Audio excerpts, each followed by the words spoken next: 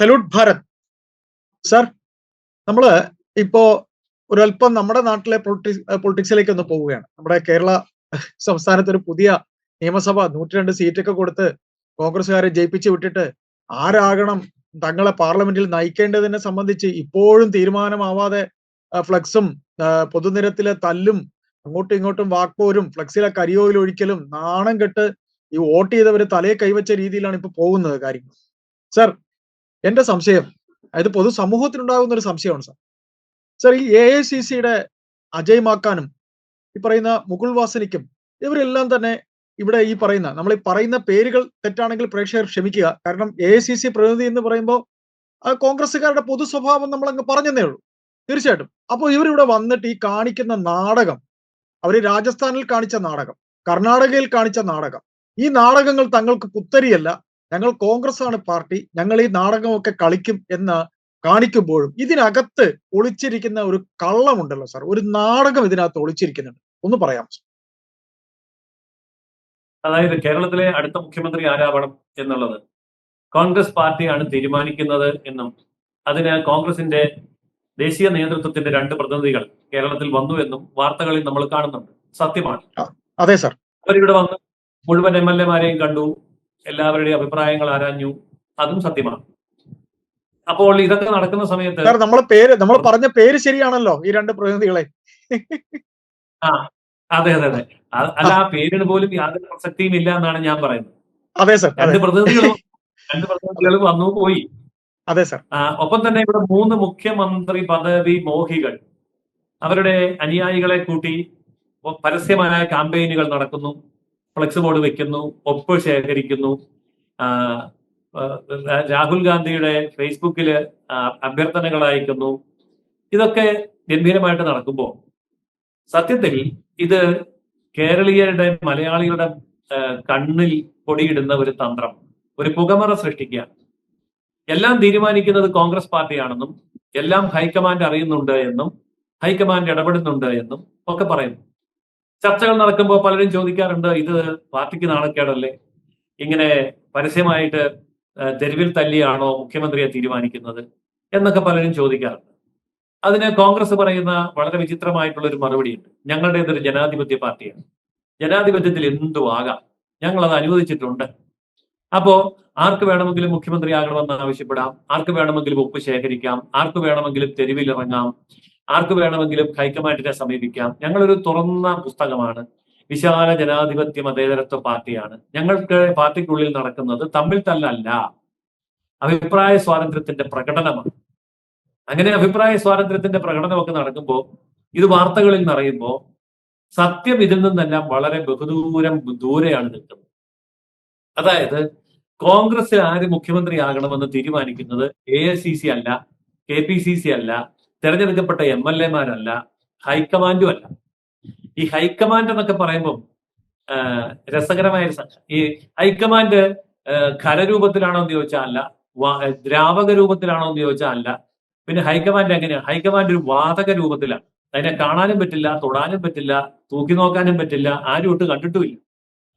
ഈ ഹൈക്കമാൻഡിൽ എത്ര പേരുണ്ടെന്നും ഹൈക്കമാൻഡിന്റെ നേതാവ് ആരാണെന്നും അതിന്റെ ഘടന എന്താണെന്നും ഇന്നു വരെ ആർക്കും അറിയത്തില്ല. അങ്ങനെ അദൃശ്യമായ ഒരു ശക്തിയാണ് ഈ ഹൈക്കമാൻഡ്. നമ്മളെ ദൈവം എന്നൊക്കെ പറയുന്ന പോലെ അങ്ങനെ വിശ്വസിക്കാനേ പറ്റുള്ളൂ. ദൈവം ഉണ്ടെന്ന് വിശ്വസിക്കാനേ പറ്റുള്ളൂ എന്ന് പറയുന്ന പോലെ ഹൈക്കമാൻഡ് ഉണ്ടെന്ന് എല്ലാവരും അങ്ങ് വിശ്വസിക്കാം. അപ്പൊ ഈ ഹൈക്കമാൻഡ് എവിടെ ഇരിക്കുന്നത് എന്ന് ചോദിച്ചാൽ, കേരളത്തെ സംബന്ധിച്ചിടത്തോളം ഈ ഹൈക്കമാൻഡ് ഇരിക്കുന്നത് മുസ്ലിം ലീഗിലാണ്. അപ്പൊ മുസ്ലിം ലീഗിന്റെ ഉപ്പാപ്പമാര് തീരുമാനിക്കും കേരളത്തിൽ കോൺഗ്രസിൽ ആരും മുഖ്യമന്ത്രി ആവണം, അത്രേ ഉള്ളൂ. പക്ഷെ അത് പുറത്തു പറയാം, അത് പുറത്ത് ചർച്ച ചെയ്യുകയില്ല. പുറത്ത് ചർച്ച നടക്കുന്നത് ഹൈക്കമാൻഡ്, കോൺഗ്രസ്, AICC, KPCC, MLA-മാര്, ഉന്നതതല നേതൃത്വം, ഇതൊക്കെ വാർത്തയിൽ കിടന്ന് നിറഞ്ഞ് തിളച്ച് മറിയുന്ന എന്തിനാണെന്നറിയാമോ? ഈ സത്യത്തെ മൂടി വെക്കാൻ വേണ്ടി. സത്യം എന്താണെന്ന് ചോദിച്ചാൽ, ഇവിടെ മുസ്ലിം ലീഗ് സ്പോൺസർ ചെയ്തിരിക്കുന്ന ഒരു ഘടക കക്ഷി മാത്രമാണ് കോൺഗ്രസ്. അപ്പൊ നമുക്ക് തോന്നും കോൺഗ്രസിന് അംഗബലമുണ്ട്. ശരിയാണ്, അംഗബലമുണ്ട്. കോൺഗ്രസിന് 63 MLA ഉണ്ട്. ആ 63 MLA ഉണ്ട്. മുസ്ലിം ലീഗിന് 22 ഉള്ളൂ. ശരിയാണ്, മുസ്ലിം ലീഗ് ചെറിയ പാർട്ടിയാണ്. പക്ഷേ മുസ്ലിം ലീഗ് ചെറിയ പാർട്ടി, അംഗബലം എന്നൊക്കെ പറഞ്ഞാൽ നമ്മൾ ഈ ബസ്സിൽ യാത്ര ചെയ്യുന്ന പോലെ ബസ്സിൽ യാത്രക്കാർ എത്രയുണ്ടെന്ന് ചോദിച്ചാൽ 63 പേർക്ക് വേണേൽ ബസ്സിൽ യാത്ര ചെയ്യാം. പക്ഷെ കണ്ടക്ടറും ഡ്രൈവറും ആരാണ്? രണ്ടുപേരേ ഉള്ളൂ. അവരാണ് തീരുമാനിക്കുന്നത് ബസ് എതിലെയാ പോകുന്നത്. അവരാണ് ബസ് എങ്ങനെയാ ഡ്രൈവ് ചെയ്യുന്നത് തീരുമാനിക്കുന്നത്. എന്ന് പറഞ്ഞ പോലെ 22 പേരുള്ള മുസ്ലിം ലീഗ് 63 പേരുള്ള യാത്രക്കാരെയും കൊണ്ട് പോകുന്ന ഒരു ബസ്സാണ് ഇപ്പൊ വരാൻ പോകുന്ന മന്ത്രിസഭ. സാർ അത് കോൺഗ്രസ് മാത്രമല്ല എന്ന് സാർ, പറയുന്നത് സാർ ഞാൻ ഇടയ്ക്കൊന്ന് ആ, ഇടപെട്ടോട്ടെ. മുസ്ലിം ലീഗിനെ കുറിച്ച് സാറ് ആ, സരസമായി പറഞ്ഞുകൊണ്ട് ഞാൻ പറയുകയാണ്. സാർ ആ ബസ്സിലെ ആ, സ്ഥിരം യാത്രക്കാരായിട്ട് ഒരു 19 പേരെങ്കിലും ഉണ്ടാകുന്നത് മുസ്ലിം ലീഗുകാർ മാത്രമാണ് സാർ.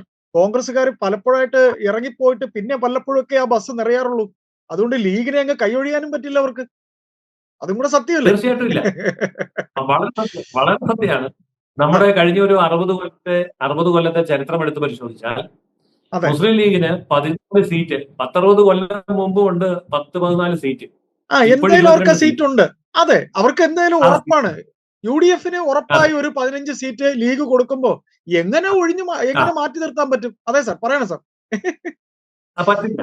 മാത്രമല്ല കേരളത്തിന്റെ 140 അസംബ്ലി മണ്ഡലങ്ങളിൽ ഏതാണ്ട് പകുതിയിലധികം അസംബ്ലി മണ്ഡലങ്ങളിൽ നിർണായക സ്വാധീനമുള്ള ഒരു മതവിഭാഗമാണ് മുസ്ലിം മതവിഭാഗം. മുസ്ലിം അതെ, മതവിഭാഗത്തിന്റെ ഏറ്റവും വലിയ രാഷ്ട്രീയ പാർട്ടിയാണ് മുസ്ലിം ലീഗ്. അപ്പൊ അതെ, അവരെ സംബന്ധിച്ചിടത്തോളം കേരളത്തിന്റെ രാഷ്ട്രീയത്തിൽ ആകെയുള്ള അസംബ്ലി മണ്ഡലത്തിന്റെ പകുതിയോ അതിലധികമോ സ്വാധീനം ചെലുത്താൻ പറ്റുമ്പോ ജയിച്ചു വന്ന 63 കോൺഗ്രസ്സുകാരും ഈ ലീഗിന്റെ ഔദാര്യം ഇല്ലായിരുന്നുവെങ്കിൽ നിയമസഭ കാണുമായിരുന്നില്ല. അത് അവർക്ക് ഉറപ്പ്. വളരെ വ്യക്തമായിട്ട് അറിയാം. അതെ സാർ, അതെ, അതെ, അപ്പൊ അത് ആണ്. അപ്പം കോൺഗ്രസിന്റെ ശക്തി എന്ന് പറഞ്ഞാൽ അത് ലീഗ് പ്രൊജക്ട് ചെയ്യുന്ന ശക്തിയാണ്. അപ്പൊ ലീഗിന്റെ സ്വന്തം 22 പേരും ലീഗ് സ്പോൺസർ ചെയ്യുന്ന 63 പേരും എന്ന് പറഞ്ഞാൽ അതായിരിക്കും അതിന്റെ ശരി. അതെ. അപ്പോൾ ഈ ശരി നമ്മളെക്കാൾ കൂടുതൽ അറിയുന്നത് കോൺഗ്രസ്സുകാർക്കാണ്. അതുകൊണ്ടാണ് അന്തിമ തീരുമാനം ആ, മുസ്ലിം ലീഗിൽ നിന്ന് വരുന്നത്. അതുകൊണ്ട് ലീഗ് തീരുമാനിക്കും, ലീഗ് പറയും. അപ്പോൾ ആ രീതിയിലുള്ള ഒരു രാഷ്ട്രീയമാണ് സത്യത്തിൽ കേരളത്തിൽ ഇപ്പോൾ നടന്നുകൊണ്ടിരിക്കുന്നത്. അതുകൊണ്ട് ഹൈക്കമാൻഡ് എന്ന് പറയുന്നത്, APCC എന്ന് പറയുന്നതും AICC എന്ന് പറയുന്നതും ഉന്നതാധികാര സമിതി എന്ന് പറയുന്നതും കേന്ദ്ര നിരീക്ഷകർ വന്നു എന്ന് പറയുന്നതും ഒക്കെ ജനത്തിന്റെ കണ്ണിൽ പൊടിയിടാനും ഇവിടെ കോൺഗ്രസ് എന്ന് പറയുന്ന ഒരു പാർട്ടിയാണ് ഇതെല്ലാം തീരുമാനിക്കുന്നത് എന്ന് ബോധ്യപ്പെടുത്താനും വേണ്ടിയിട്ടുള്ള ഒരു രാഷ്ട്രീയ നാടകമാണ്. അങ്ങ് പറഞ്ഞതുപോലെ ഇത് ശരിക്കും ഒരു നാടകമാണ്. ഈ നാടകം കണ്ടുകൊണ്ടിരിക്കുന്നവരാണ് മലയാളികൾ. യാഥാർത്ഥ്യം നമ്മൾ തിരിച്ചറിയുമ്പോഴാണ് മനസ്സിലാവുക മുസ്ലിം ലീഗാണ് കാര്യങ്ങൾ തീരുമാനിക്കുക എന്നുള്ളത്. സാർ, അപ്പോ സാർ ഇതിലെ ഒരു ചെറിയ കാര്യം എനിക്ക് ചോദിക്കാതെ പോകാൻ നിവൃത്തിയില്ലാത്തതുകൊണ്ടാണ്. അപ്പൊ സാറ് പറഞ്ഞു ലീഗാണ് തീരുമാനിക്കുന്നത്. സാർ, കോൺഗ്രസില് ഇന്നലെ കഴിഞ്ഞ ദിവസം മാത്യു കുഴൽനാടൻ, നമ്മുടെ മൂവാറ്റുപുഴയിൽ നിന്ന് ജയിച്ച യുവരക്തം മാത്യു കുഴൽനാടൻ പറഞ്ഞു, ഞങ്ങളെ കാര്യങ്ങള് ഞങ്ങൾക്കറിയാം, മുന്നണി സംവിധാനത്തിൽ കാര്യങ്ങൾ തീരുമാനിക്കാൻ. ഇവിടെ വേറെ ലീഗിന്റെ അഭിപ്രായമൊന്നും ഇതിൽ പറയേണ്ട കാര്യമില്ല എന്നൊരു വർത്തമാനം കുഴൽനാടൻ പറഞ്ഞു. കുഴൽനാടൻ പറഞ്ഞതിനെതിരെ ഹെഡ് മാസ്റ്റർ അടുത്ത് പരാതിയുമായി പോകുന്ന, അല്ലെങ്കിൽ ടീച്ചർ അടുത്ത് പരാതിയുമായി പോകുന്ന കുട്ടികൾ സാർ ഇപ്പൊ പറഞ്ഞ കരരൂപത്തിലാണോ ദ്രാവക രൂപത്തിലാണോ അതേ ഇനി വായുവിലാണോ ഉള്ള ഹൈക്കമാൻഡിന്റെ അടുത്ത് പരാതി പറയാൻ ലീഗ് പോകുന്നുണ്ട്. അത് ഒരു കാര്യം സാർ.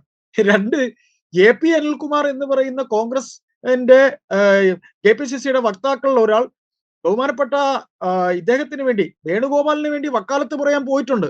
അങ്ങനെ വക്കാലത്ത് എന്ന് പറഞ്ഞാൽ ഞങ്ങളെ നേതാവും മുഖ്യമന്ത്രിയാവും, ബഹുമാനപ്പെട്ട ലീഗ് ഞങ്ങളെ കൂടെ നിൽക്കണം എന്ന് പറയാനും പോയിട്ടുണ്ട് സാർ. അപ്പോഴാണ് പറയുന്നത് സതീശനാണ് ഞങ്ങൾക്ക് വേണ്ടത്, സതീശൻ നിൽക്കണമെന്ന് മറ്റൊരു വാദം ലീഗിന്റെ ഭാഗത്തു നിന്നുണ്ടായിട്ടുണ്ട്. അപ്പൊ സാർ, ഇത് ലീഗ് പുറമേ കാണിക്കുന്നത് ഇതിൽ ഏതാണ് സാർ സത്യം? സതീശനോടാണോ ഇവർക്ക് ആഭിമുഖ്യം, അതോ KC വേണുഗോപാലിനോടാണോ ആഭിമുഖ്യം? അതെ, ഇനി നിങ്ങൾ ആരെങ്കിലും ഭരിച്ചോ, ഞങ്ങൾക്ക് ഇരിക്കാൻ, ഞങ്ങൾക്ക് പോകാൻ ഒരു ഇന്നോവയും, ഞങ്ങൾക്കൊന്ന് സഞ്ചരിക്കാൻ. കാര്യം 10 കൊല്ലമായി അധികാരത്തിൽ ഇല്ലാതായിട്ട്.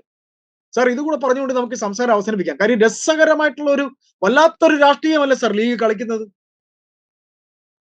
അല്ല, ലീഗ് ഇവിടെ ഒന്നും പ്രത്യേകിച്ച് കളിക്കേണ്ടതില്ല. ലീഗ് തീരുമാനിച്ചാൽ മതി. കളിക്കുന്നത് കോൺഗ്രസ്സുകാരാണ്. കോൺഗ്രസിന്റെ നേതാക്കന്മാർ ഇപ്പോൾ കളിച്ചുകൊണ്ടിരിക്കുന്നത് ഞങ്ങളിൽ ആരാണ് നിങ്ങളെ ഏറ്റവും നന്നായി സേവിക്കുന്നത്, നിങ്ങളുടെ വിശ്വസ്ത വിനീത ദാസനായി നിൽക്കാൻ ഞങ്ങളിൽ ആരാണ് ബെറ്റർ, അതാണ് സാർ അതിനുവേണ്ടി കറക്റ്റ്. ഇവർ പരസ്പരം മത്സരിക്കുകയാണ്. അതെ, അതുകൊണ്ട് ഇവരിൽ ആര് മുഖ്യമന്ത്രിയാകുമെന്നുള്ളത് നമുക്കിപ്പോ പറയാൻ പറ്റില്ല, കോൺഗ്രസ്സുകാർക്കും പറയാൻ പറ്റില്ല, ഹൈക്കമാൻഡിനും പറയാൻ പറ്റില്ല. അത് പറയാൻ പറ്റുന്ന തമ്പുരാന്മാരിരിക്കുന്നത് മുസ്ലിം ലീഗിനകത്താണ്. അതുകൊണ്ട് മുസ്ലിം ലീഗിന്റെ മുമ്പിൽ ചെന്ന് താണു വീണു വണങ്ങി മുസ്ലിം ലീഗിന്റെ ഏറ്റവും വിശ്വസ്ത വിനീത വിധേയനാവുന്നത് ആരാണോ അയാൾ മുഖ്യമന്ത്രിയാവും. അത് ലീഗ് തീരുമാനിക്കും എന്നല്ലാതെ നമുക്കിപ്പോ പറയാൻ പറ്റില്ല. ഏതായാലും സർ, നമ്മൾ ഭരണമാറ്റം പ്രതീക്ഷിക്കുന്ന കേരള സമൂഹം ഒന്ന് മനസ്സിലാക്കാനുള്ളത്, ഒരു ഒരു എന്തോ പറയാ, ഒന്ന് മാറി മറ്റൊന്ന് വരുമ്പോൾ യാതൊരു വ്യത്യാസവും ഇല്ല എന്ന് തന്നെ നമുക്ക് ധരിക്കാം അല്ലെ. ഒന്ന് അതുപോലെ തന്നെ മറ്റൊന്ന്, അത്രയും നമുക്ക് നോക്കിയാൽ മതി. അല്ലാതെ ബാക്കിയൊക്കെ നമ്മൾ പ്രതീക്ഷിച്ചു കൂട്ടുന്നതൊക്കെ വെറുതെ ആവാനേ സാധ്യതയുള്ളൂ.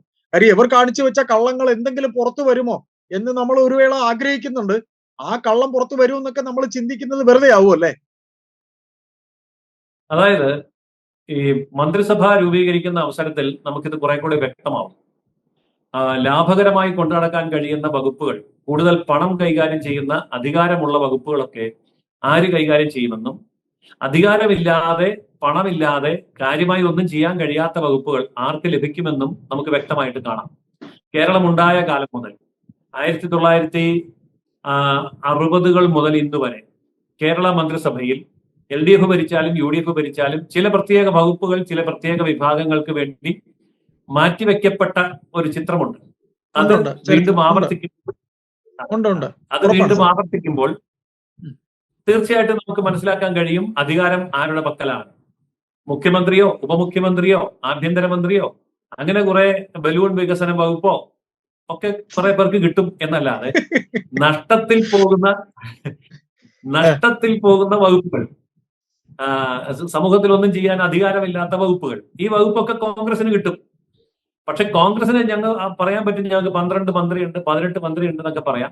പക്ഷെ മന്ത്രിമാരുടെ എണ്ണം കുറവാണെങ്കിലും ഉപമുഖ്യമന്ത്രി സ്ഥാനം ഇല്ല എങ്കിലും ഞങ്ങൾ മുഖ്യമന്ത്രി സ്ഥാനം ഉപമുഖ്യമന്ത്രി സ്ഥാനത്തിനൊന്നും ബലം പിടിക്കുന്നില്ല എന്ന് പറഞ്ഞ് പുറകോട്ട് മാറി നിൽക്കുന്ന ലീഗിന്റെ കയ്യിലായിരിക്കും പ്രധാനപ്പെട്ട വകുപ്പുകളൊക്കെ എന്ന് നമുക്ക് മുൻകൂട്ടി ഉറപ്പിച്ച് തന്നെ പറയാം. ഏതായാലും സാർ, നമ്മൾ തുടങ്ങിയിടത്തേക്ക് തന്നെ പോകാം. അതായത് ലീഗ് നിയന്ത്രിക്കുന്ന, ലീഗ് പറയുന്ന, ലീഗ് നടക്കാൻ പറഞ്ഞാൽ നടക്കുന്ന, അല്ലെങ്കിൽ ഇരിക്കാൻ പറഞ്ഞാൽ ഇരിക്കുന്ന കോൺഗ്രസിനെ നമുക്ക് വരുന്ന 2-3 ദിവസത്തിന് തന്നെ, ഇപ്പൊ ഞായറാഴ്ച പ്രഖ്യാപിക്കുമെന്ന് പറയുന്നുണ്ട്, ആരായിരിക്കും ആ പാവ എന്നുള്ളത്. അതായത് ലീഗ് പറഞ്ഞാൽ കീ കൊടുത്ത് അനക്കുന്ന പാവ ആരാണ്, ആ പാവയ്ക്കൊപ്പമുള്ള മറ്റു പാവകൾ ആരാണ്, നമുക്ക് നോക്കാം അല്ലേ സാർ?